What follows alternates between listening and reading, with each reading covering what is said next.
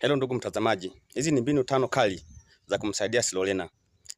Mbinu ya kwanza ni kugawanya somo katika vipande vidogo vidogo. Kama unataka kumfundisha kitu kikubwa Silolena, usimfundishe kwa wakati mmoja.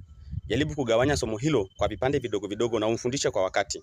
Maana ukimfundisha kitu kikubwa kwa wakati mmoja, hapo hutakuwa unamsaidia ndugu mtazamaji, hapo utakuwa unamchanganya na hataweza kukumbuka kwa wakati fulani. Kwa hiyo kama ni somo kubwa ligawanye na uweze kumfundisha kwa wakati fulani, hapo utakuwa umemsaidia sana.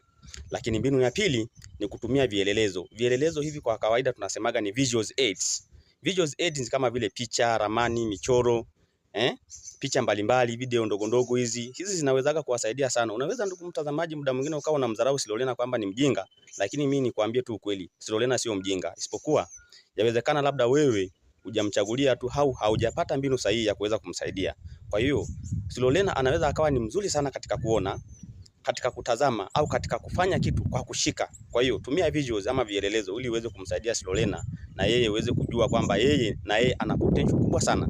Lakini mbinu ya tatu, mpe muda. Usimchoke, mpe muda. Mfundishe lakini mpe muda. Kwamba baada ya dakika fulani au baada ya kipindi fulani mtazame maendeleo yake anakuaje. Lakini mbinu ya nne, usimfundishe vitu kwa wakati mrefu. Mfundishe kwa wakati kidogo, dakika 30, dakika 30 20 zinamtosha sana.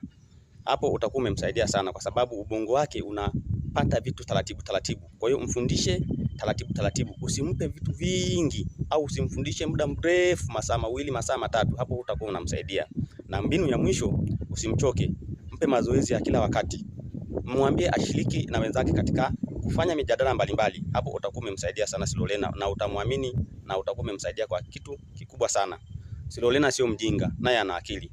Asante sana ndugu mtazamaji, na naomba usubscribe channel yangu kwa somo lijalo.